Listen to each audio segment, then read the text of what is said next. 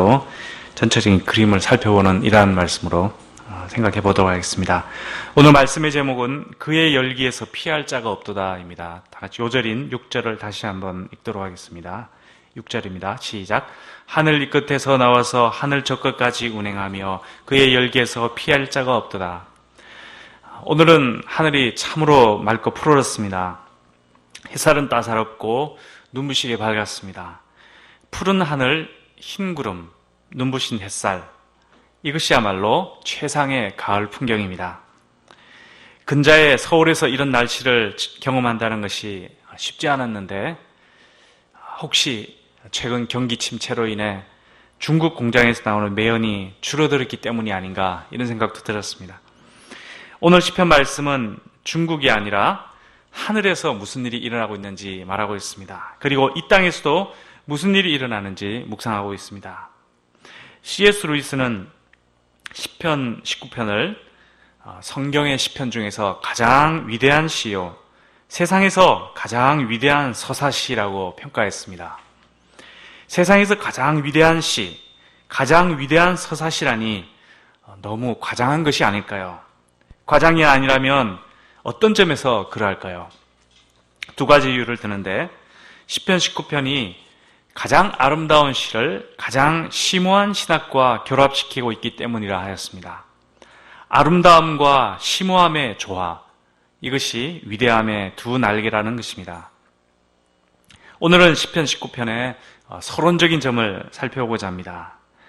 먼저 시편 19편은 다윗의 시입니다. 이는 히브리 성경에 나오는 지휘자를 따라 부르는 다윗의 노래라는 표제어를 통해 알 수 있습니다. 시편은 총 150편인데 그 150편을 총 전체적으로 5권으로 나누고 있습니다. 그리고 19편은 그 중에 제1권에 속해 있습니다. 제1권은 주로 다윗의 시를 많이 싣고 있습니다. 19편 이전에는 주로 쭉 생각해보면 탄식시가 많이 나옵니다. 원수의 공격, 또 자신의 죄로 인한 탄식, 회개, 이런 중에 하나님께 대한 신뢰, 간구, 이러한 시를 많이 포함하고 있습니다. 그리고 바로 앞편인 18편은 다윗이 사울의 손에서 건짐을 받고 감사하고 찬양하는 승리의 노래가 있습니다. 그리고 19편에는 이러한 승리의 분위기를 담고 있습니다. 19편 이후에는 또 승리와 신뢰에 대한 시가 많이 나옵니다. 우리가 잘 아는 23편도 19편 조금 지나면 나옵니다. 이를 볼 때 19편은 원수와 자신의 죄로 인해 내적 외적으로 힘겨운 싸움을 하는 가운데 하늘로부터 비춰오는 이런 환한 소망의 빛과 같은 그러한 시편임을 알 수가 있습니다. 현실은 원수와 죄로 인해 압박당하지만 하늘을 보고 또 내 손에 들린 율법을 붙들며 이러한 땅의 상황을 이겨내고 있는 것입니다. 하늘을 볼 때 하나님의 손으로 하신 창조의 일들이 널리 선포되어 있습니다. 온 땅에 가득 찬 하나님의 놀라운 사역은 그분의 영광을 선포하고 있습니다. 그리고 이러한 사실은 이것으로 끝나지 않습니다. 이를 통해 다윗은 현실을 이길 힘을 얻습니다. 왜냐하면 이 땅을 사랑하는 그의 손에는 그 창조주의 말씀인 율법 두루마리가 들려있기 때문입니다. 창조주 하나님은 초월에 계신 분이시지만 율법을 통해 이 땅 사람들과 교제하시는 분이십니다. 율법을 통해 이 땅을 살아나가는 시편 기자를 격려하고 위로하고 또 삶의 방향을 보여주고 살아갈 힘과 또 기쁨을 주시는 그러한 분이십니다. 그래서 다윗은 오늘 말씀에서 여호와께서 율법을 통해 영혼을 소성케 하며 우둔한 자를 지혜롭게 하며 눈을 밝게 하며 달콤함을 주시고 상을 주며 죄에서 벗어나게 하신다, 이렇게 고백하고 있습니다. 이를 통해 창조주 하나님은 이 대우주에도 계시지만 인간의 삶이라는 소우주에도 살아서 역사하시는 분임을 말하고 있습니다. 인간은 광활한 우주 속에 전보다 작은 지구 위에서 살아가는 허무한 존재가 아니라 이 우주를 창조하신 창조주 하나님의 보호와 관심과 사랑 가운데 살아가는 존재임을 시편 19편은 기쁨으로 말하고 있는 것입니다. 그리고 그분의 말씀인 율법을 통해 우리가 삶을 기쁘게 확신 있게 또 바르게 살아가야 하는 그러한 존재임을 말하고 있는 것입니다. 이런 점에서 볼 때 C.S. 루이스의 평가가 과장이 아님을 알 수가 있습니다. 또 시편 19편에는 어떤 자연에 대한 세계관이 잘 나타나 있습니다. 고대 근동 세계관은 우리가 잘 아는 것처럼 자연을 신으로 간주하였습니다. 시편 10편에 나오는 자연물들은 하늘, 또 해, 달, 별들, 이런 것들은 고대 근동 세계에서는 신이었고 인간 경배의 대상인 신적 존재로 여겨졌습니다.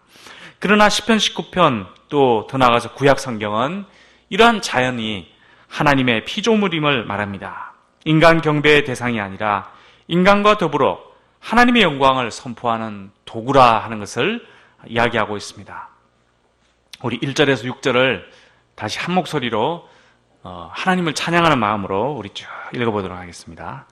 1절에서 6절입니다. 시작.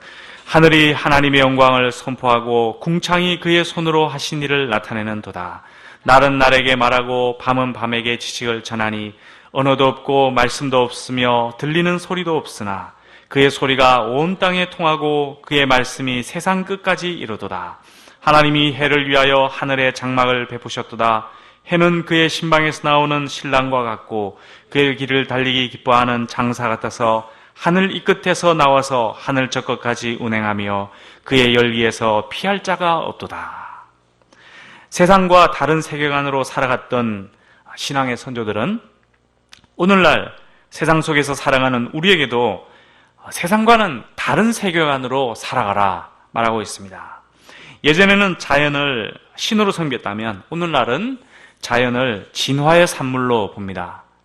그러나 자연은 창조의 산물입니다. 오늘날 하나님의 백성들은 진화론적 세계관을 이겨내고 창조론적 세계관을 선포하고 가르쳐야 합니다. 시편 19편은 어떤 종류의 시편일까요? 우리가 시편 150편을 우리 생각해 보면 찬양시도 있고 또 괴로움을 토하는 탄식시도 있을 것이고 또 율법을 노래하는 그런 율법시, 토라시도 있을 것이고 이렇게 다양한 종류의 시편들이 많이 나옵니다. 19편의 전반부는 하나님을 찬양하는 찬양시고 또 후반부는 율법을 말하는 지혜시다. 이렇게 찬양시, 지혜시 이렇게 말하는 사람도 있고 또 이처럼 19편이 찬양시와 지혜시가 혼재된 시편이다 이렇게 말하는 사람도 있습니다. 전반부 6절까지 조금 전에 우리가 읽은 부분을 보면 자연 계시, 하나님께서 자연을 통해서 당신의 영광을 나타냈다는 그 자연 계시에 대한 노래입니다. 자연이 하나님의 영광을 나타내고 있다고 하는데 그 대표적인 예를 19편 전반부에서는 해를 들고 있습니다. 해의 그 힘찬 모습, 신랑이 막 신방에서 나오는 것 같은 그런 힘찬 모습을 묘사하고 있습니다. 또 후반부 7절부터는 여호와의 율법이 무엇인지, 그 율법이 인간에게 베푸는 혜택이 무엇이고 특히 인간의 죄에 대해서 어떤 역할을 하는가 하는 것을 말하고 있습니다. 그리고 마지막 14절은 여호와께 대한 묵상 기도로 마치고 있습니다. 전체적으로 보면 19편은 자연을 통한 하나님을 찬양하는 찬양시편이다. 또 창조시편이다. 또 율법을 통해 여호와를 찬양하는 토라시편이다. 이렇게 말할 수가 있습니다. C.S. 루이스는 19편을 이렇게 이해를 할 때 특히 6절 하반절을 주목했습니다. 6절 하반절, 그의 열기에서 피할 자가 없도다. 이 말씀을 19편 전체의 중심축으로 이해를 하였습니다. 이 구절이 이 시의 경계선이 되기도 하고 또 앞뒤를 밀접하게 연결시켜준다 이렇게 말하였습니다. 이 구절을 통해 태양이 낮의 하늘을 지배하는 것처럼 토라가 인간의 삶을 지배하고 있다 말하였습니다. 태양의 열기가 인간의 삶에 꼭 필요하고 또 그 열기로, 그 극심한 열기로 인해 공포를 줄 수 있는 것처럼 토라도, 하나님의 율법도 인간에게 생명을 주고 또 삶을 연단하고 시험할 뿐만 아니라 정화를 시킨다 하는 것을 이야기했습니다. 태양이 없으면 지구상에 생명체가 존재할 수 없는 것처럼 토라에 나타난 하나님의 계시의 말씀이 만약에 없다면 우리의 인생은 정말 그 참된 인생이 되지 못할 것이다, 이렇게 말하였습니다. 태양에 적용된 그의 열기에서 피할 자가 없다. 이 그의 뜨거움, 그 태양의 그 뜨거움에서 피할 자가 없다. 이런 문구를 토라 곧 하나님의 율법에도 적용한 그의 시편 읽기가 정말 참으로 훌륭하다는 생각이 듭니다. 하늘에는 태양, 땅에는 토라. 이것이 바로 19편의 이야기입니다. 이 둘의 자연과 인간 삶에 대한 영향력을 피할 자가 없을 것입니다. 그리고 이 둘 모두가 결국은 여호와 하나님의 작품이라 하는 것을 시편 기자가 고백하고 있습니다. 하늘에는 태양, 땅에는 율법, 그의 열기에서 피할 자가 없도다. 저는 태양에 적용된 그의 열기에서 피할 자가 없도다 하는 이 말을 율법에도 적용시킨 이러한 그 C.S. 루이스의 문학적 감성이 참으로 놀라웠습니다. 우리가 생각을 해보면 우리 인간 삶에 또 피조물에 있어서 태양의 영향력이 얼마나 절대적인가 하는 것을 생각하게 됩니다. 이처럼 토라의 영향력도, 하나님의 그 율법, 그 말씀의 영향력도 절대적이라는 것입니다.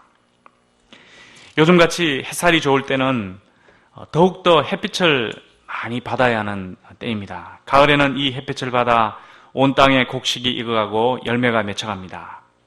올해는 태풍도 별로 없고 주로 우리나라를 비껴가지고 일본을 많이 때렸습니다. 또 일조량도 높아 풍년이 예상이 됩니다. 이런 때는 아마 과일도 굉장히 맛있을 것입니다. 저는 동네를 이렇게 돌아다니다가 햇볕을 이용하는 이런 주민들의 이런저런 모습을 보게 되었습니다. 어떤 분들은 집 앞에 빨간 고추를 널어놓고 햇볕에 말리며 김장을 준비하고 있었습니다. 또 어떤 분은 이 버섯을 건조기에서 말리고 그 건조기 채로 들고 나와가지고 햇볕에 또 말리는 것을 보았습니다. 왜 저럴까 볼 때 건조기로는 부족하고 햇볕을 받아야 뭔가 좋은 성분을 받기 때문이다, 이런 것을 알기 때문인 것 같습니다. 햇볕은 비단 농사에만 적용되지 않습니다. 이탈리아 어부들 중에는 예로부터 참치를 잡아 먹고 사는 사람들이 많이 있는데 그들은 참치의 살은 기본적으로 먹고 창자 하나하나도 버리지 않습니다. 그 창자 부위 하나하나 어떤 거 콩팥, 심장, 위, 창자 다 하나하나 찢고 또 소금에 절여가지고 그리고 햇볕에 이렇게 몇 주 동안 쫙 말려가지고 수분을 빼서 맛있게 이렇게 먹는다고 합니다. 우리도 그 예로부터 오징어, 명태 이런 다양한 해산물들을 말리고 햇볕에 말리고 그렇게 해서 보관하고 영양가를 높이는 이런 지혜를 우리 어부들이 발휘해 왔습니다. 냉장고가 없던 시절부터 이러한 보관이나 섭취가 가능했던 이유는 사람들이 태양빛을 이용해야 한다, 이것을 잘 알았기 때문입니다. 이외에도 태양의 영향력을 말하려면 무궁무진할 것입니다. 요즘 저와 에스더 사모님은 가을 햇볕을 받고자 애를 쓰고 있습니다. 우리의 표현을 쓰자면 몸을 좀 굽고자 하는 것입니다. 적당히 몸을 이렇게 굽는, 이러면 얼마나 이 에스더 사모님에게 건강에 좋을까, 이런 생각을 합니다. 야채나 과일, 또 곡류나 해산물 등도 햇볕에 말릴 때 좋은 성분이 생기는 것처럼 우리의 몸도 이렇게 햇볕에 노출이 되고 적당히 구워질 때, 특히 가을 햇볕에 이렇게 가을 햇볕을 받을 때 우리가 굉장히 건강해지지 않을까, 이런 생각이 듭니다. 아마 하나님께서 계절에 따라 이런 것을 만들어 놓으셨을 것입니다. 또 빛은 육적인 차원에서뿐만 아니라 어떤 정신적인 차원이나 영적인 차원에서도 매우 중요합니다. 우리는 지난 요한복음 공부에서 예수님을 세상의 빛이다, 이렇게 표현한 것을 기억합니다. 세상에 생명에 끼치는 이 햇볕의 영향력을 생각할 때 예수님도 이런 생명을 주시는 빛과 같은 존재다 하는 것을 말하는 것입니다. 우리의 삶이 어둠 속에 있으면 습하고 또 병균이 서식하고 곰팡이가 피게 될 것입니다. 그래서 빛 대신 이 예수님 안에 우리 자신을 노출시키고 늘 쬐는 이런 것이 필요합니다. 빛이 생명체를 건강하게 하는 것처럼 예수님의 빛이 우리의 삶과 영혼을 건강하게 하고 참된 생명을 공급하실 것을 기대하게 됩니다. 다윗은 그의 시편에서 그의 열기에서 피할 자가 없도다 하며 온 땅의 생명체에 대한 태양의 영향력을 말했습니다. 그리고 유명한 문학가는 빛의 이러한 영향력을 인간 삶에 대한 토라의 영향력으로도 이해를 하였습니다. 7절에서 9절을 보면 다윗은 토라를 다른 이름으로 6개의 다른 이름으로 부르며 언급하고 있습니다. 여호와의 율법은 완전하여 영혼을 소생시킵니다. 여호와의 증거는 확실하여 우둔한 자를 지혜롭게 합니다. 여호와의 교훈은 정직하여 마음을 기쁘게 하고 여호와의 계명은 순결하여 눈을 밝게 합니다. 여호와의 말씀은 정결하여 영혼까지 이르게 하고 여호와의 법은 진실하여 다 의롭다 이렇게 고백을 하고 있습니다. 그리고 그것은 금보다 귀하고 꿀보다 더 달다 말합니다. 또 이것을 통해 경고를 받아 우리가 자신의 허물과 또 자신의 죄에서 벗어나게 되며 또 이를 잘 지키는 자는 많은 상을 받게 될 것이다 말을 하고 있습니다. 이 상을 볼 때 시편 19편에 나타난 하나님은 창조의 하나님이면서도 토라의 하나님이시다, 율법의 하나님이시다 하는 것을 알 수가 있습니다. 이 자연 만물 속에 계시되어 있는 무한한 창조주 하나님은 동시에 율법이라는 아주 작은 두루마리 속에도 자신을 충분히 계시하셨습니다. 토라의 하나님은 나의 삶 속에 함께 하시는 하나님이신 것입니다. 시편 19편은 그러므로 인간이 자연을 통해 그리고 토라를 통해 창조주 하나님을 알고 찬양하고 교제할 수 있다 하는 것을 말하고 있습니다. 더 나아가 토라를 읽고 순종함으로 삶의 기쁨과 삶의 길을 찾아나갈 수 있다 이렇게 말을 하고 있습니다. 우리가 이 가을에 하늘이 선포하는 창조주의 영광을 많이 묵상하고 이 하나님을 깊이 만날 수 있기를 기도합니다. 또한 성경을 통해서 하나님과 교제하고 하나님을 만나고 또 하나님이 제시하시는 우리의 삶의 길을 하나하나 찾아나갈 수 있기를 기도합니다. 기도하겠습니다. 하나님 아버지, 하나님은 창조의 하나님이실 뿐만 아니라 말씀의 하나님, 토라의 하나님이 되심을 감사합니다. 우리가 파악할 수 없는 놀랍고 광대한 분이시지만 또 우리 속에 잡히고 눈으로 보여주시는 이런 말씀의 하나님이신 것을 감사합니다. 우리가 삶 속에서 이 하나님을 찬양하고 교제하며 또 주님 주신 그 말씀 안에서 우리의 삶의 기쁨을 찾고 또 참 꿀과 같은 삶의 기쁨을 누리며 또 우리 삶의 길을 하나하나 찾아나가는 저희들 될 수 있도록 하여 주시옵기를 기도합니다. 주님, 이 아름다운 계절 가을에 이 참 자연을 통해서 하나님의 영광을 발견하고 주님을 참 찬양하고 교제하며 또 주님 주신 이 말씀 속에서 충만한 삶의 기쁨을 누리며 살아가는 저희들 될 수 있도록 축복하시고 인도하여 주시옵기를 간절히 기도합니다. 이 기도 시간이 참 주님과 만나는 복된 시간 될 수 있도록 인도하여 주시옵소서. 감사드리며 예수님의 이름으로 기도하였습니다. 아멘.